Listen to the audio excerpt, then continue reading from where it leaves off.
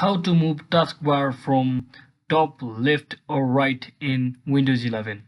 So hello guys, welcome back to my YouTube channel. In this video I'll be showing you how you can easily move your taskbar from top to right or right to left easily. And if you are using Windows 11, so don't worry, as I'm showing you on Windows 10, the process is same.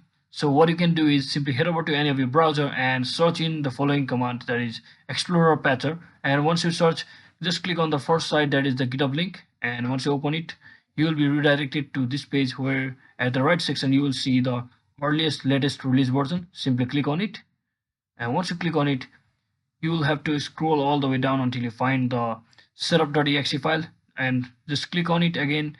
And when you click on it, it will be downloaded just like this. As I've already downloaded it, I'll just remove it. And once you download it, you just have to click on setup and run it, as even though it asks some alert message, just ignore it and run it. And once you run it, your taskbar will be restarted. Just it will go off and turns on again. And once you do that, what I want you to do is simply head over to your taskbar like this and just right click on here and simply click on properties.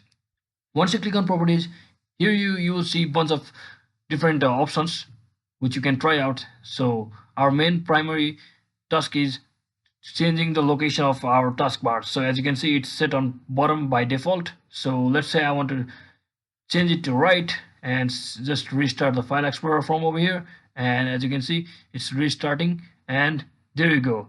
My taskbar is now being shown on right side. And just like that, you can also change it from to left side to top side as well, just like by simply following the same method once again.